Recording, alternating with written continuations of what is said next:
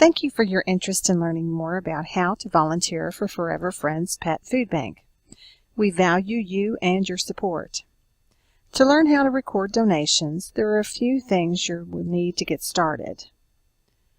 We're going to need a computer, a Google account. If you don't have a Google account, you can click this button here and it will take you to sign up to create your Google account. So it's very easy. Just follow the directions and prompts and you can create your Google account. If you do have a Google account, you're halfway there. Now we just need to make sure you have the Google Drive app.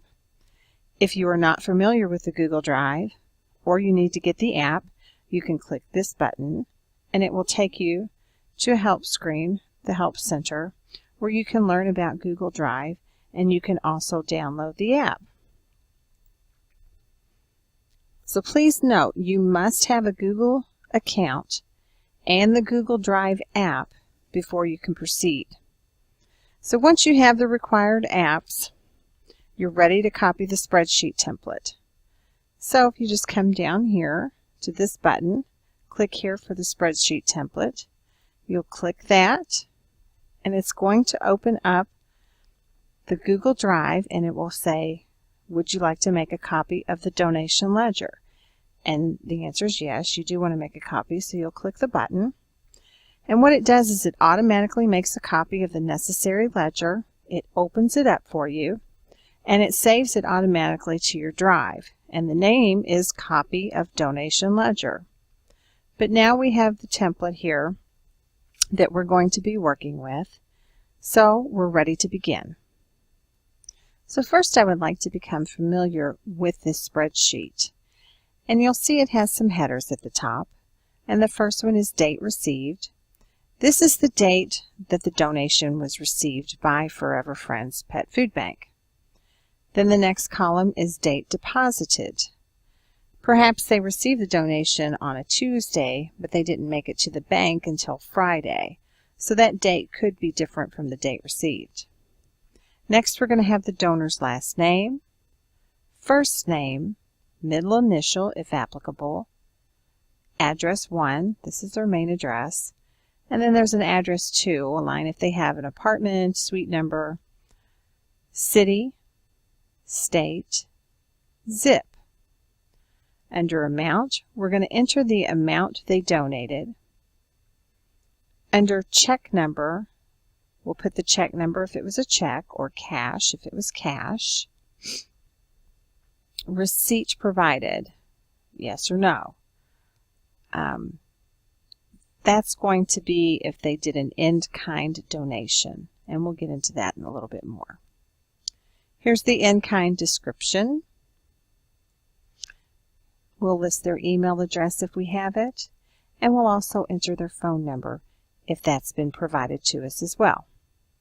So now we've gone over the fields of the spreadsheet, and we're going to get into exactly what we enter. The difference between a cash donation and an in-kind donation. We reviewed that earlier in the video. So I think we understand the difference between cash and in-kind. So how to record an in-kind is a little bit different. The difference between an in-kind donation and how we enter it is simply this field right here. You're going to get a receipt from someone. They're going to turn in a receipt where they have gone to Walmart or Kroger or wherever, whatever major retailer, and they have purchased goods.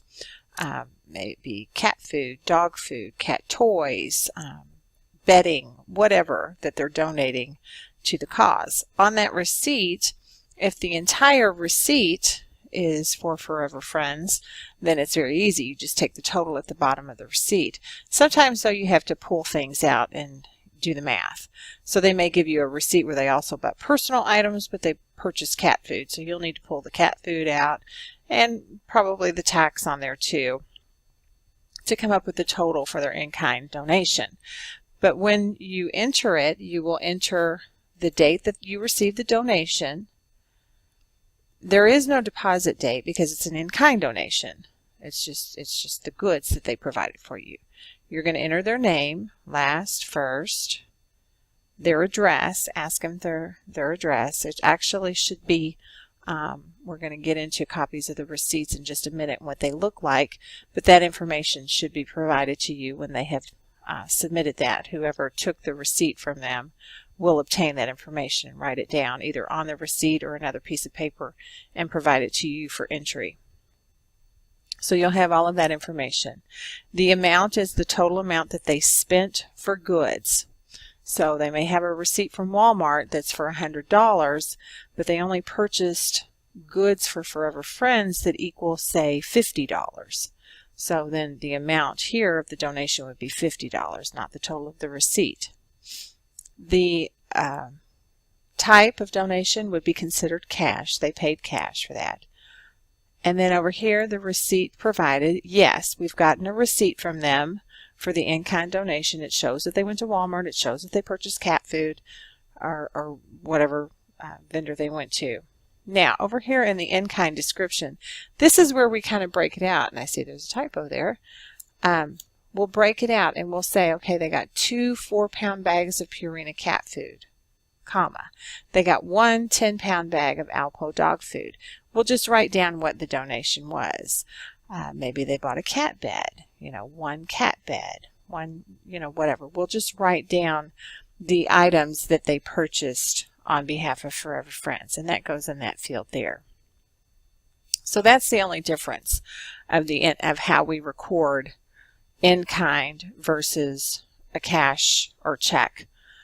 We just get a little bit more descriptive. What did they actually purchase for us? This will also help with some inventory. So say that someone else took the donation. Maybe another volunteer needs to know what we have. Well, they can see here that, oh, well, we got 2 4-pound bags of Purina cat food, so we should have some cat food available to take, for someone that needs it. So this will help with inventory as well. So I hope that explains this sheet. This is the main area. We're going to take the donations provided to us and we're going to enter them in here. You will have the sample here to work off of to help you if you have any questions, but it's really fairly simple and self-explanatory. Now what we need to do is go over and look and see how the donation slips are provided to you to enter this information. So along with this document, when it's decided that you're going to be doing this data entry, some other documents will be shared with you. They are going to be the receipts. So it'll be shared with you and you'll save it to your Google Drive, wherever that is, and then wherever you've saved that information. So I have an example here in a folder that I labeled receipts. And here's my June receipts. And I only have one really for the purposes of this example, for this training, and that's really sufficient. So let's open this first document. You can see it, if I hover over it, you can see a preview of it, and that's my actual receipt. So let's just open that up. And I really didn't buy anything for Forever Friends. We're just using this as an example. But on this receipt, you could go the grocery item. Let's just say that this item right here is cat food. So it's $3.49. Let's pretend that this is something else. But let's just pretend my whole donation was $9.65. So this is the receipt. I have the breakdown. You would have the breakdown of what the item is and the total. Okay? So from this information, you could enter, the amount would be $9.65. It's going to be a cash donation. The receipt is provided. And we're just going on theory here, even though that receipt was not actual items, cat food or cat toys or anything. Let's just say 1 4-pound bag Friskies cat food. Okay. And then maybe 1 cat toy. Okay. Maybe I don't have the email address, or I don't know what information I have now, but I have that information. So if I go back to my receipts, and I'll close this one out, then right behind it, if you notice, these are named. So here's S. Wyatt receipt, REC. Here's S. Wyatt, just a JPEG. So let's see what this JPEG is. Oh, it's a total. They took down, they wrote the jewel total, so I know the 965 receipt goes with this information here.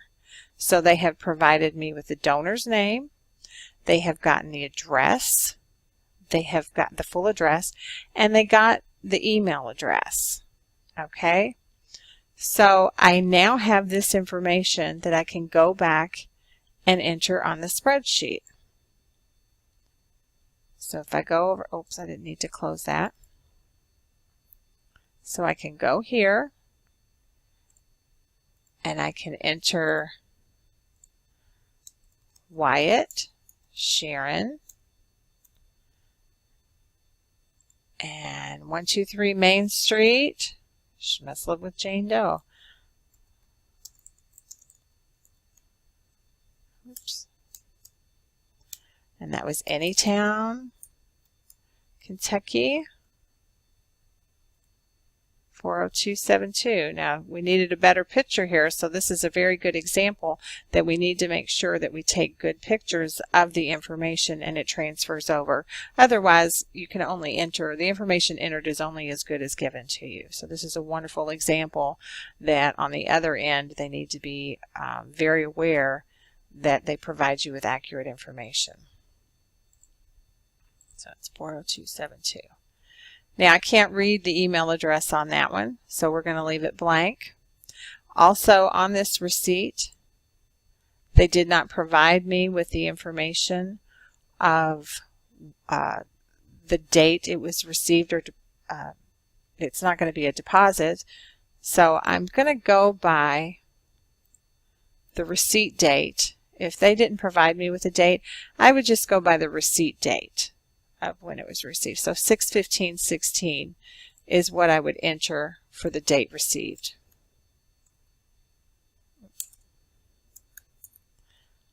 Okay, and there's no deposit date because we didn't have anything to deposit. So we've completed that one. Now, the good thing about Google Drive, what it does is it saves as you go. You don't have to go and save this. You don't have to do file save. Google Drive saves. Every time you enter anything, it's automatically saved. So if I got out of this completely, and then I went back into my Drive, let's open this up real quick, it should show all of the information that we just entered when I opened that file. So I'm going to open my Drive up, and I open up the copy of donations spreadsheet again. And there it is. See, it still has the information in there because it saves as you go. You don't have to try to remember to save all that. So we have entered this. You now have seen what the receipts will look like when they're sent to you. Hopefully you're going to have many more receipts than just one. But we just needed one for the purposes of this training exercise. You're going to have, but they should be named the same. So if I had more than one here, I would have a copy of the receipt. It's going to be named the person's name. And then the backup information, it'll be named the person's name, but they'll be slightly different. Like this one will be receipt, this one will be just their name because it's a photo. So that way you can tell what goes with what information goes with what receipt. And like this receipt had the total on there. It had the vendor and the total, so I knew that it was this jewel receipt because that amount matched. So I knew that Sharon had donated from this receipt. So now that we have entered everything, all the receipts that have been given to us, now what do we do? Well, we have to return this information back to Forever Friends somehow. So up here in the right hand corner, do you see this that says share? So I'm going to click that share button, and it's going to open up and it's going to say share with others. And you can enter the email address that you're going to share this information with. And we're going to share this with the Forever Friends email address. So that's the Forever Friends petfoodbank100@gmail.com. And I'm going to say they can edit this. You can change it. They can edit, they can comment, they can view. So let's make it that they can edit it.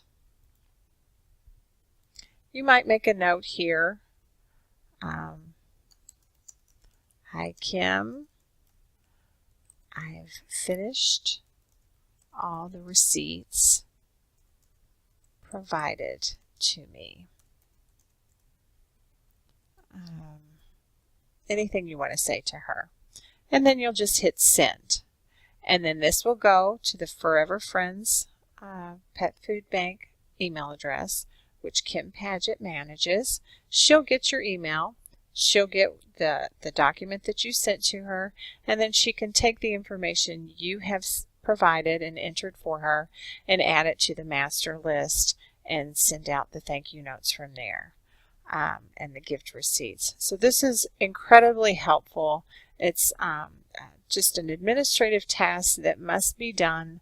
It's just a little time consuming sometimes, but it's so important that it be done, and we really appreciate anyone who takes the time to their time to do this for us, because it's just one of those things that has to be done, and we don't necessarily have the staff to always keep on top of that. So it's very helpful, and we really, really appreciate you taking the time to learn this process, to do it properly for us, and taking the time to do the data entry for us. It's very effective, and it's appreciated so much. If you have any questions throughout this process, please, you can go back to the website, and on the Contact Us page, you'll see a link for the web developer. You can send an email to that link, that email address provided there. Just click on it and your email will pop up, and you can send an email directly to the web developer. Any questions you might have at all about this process, we will respond as quickly as possible to you. And, you know, if it's an emergency or you really need some assistance and Kim has asked you to do this, I'm certain that you can call Kim up and she can walk you through it. Not a problem. We really appreciate you taking the time. I hope that this video has been helpful for you, and thank you very much for your support.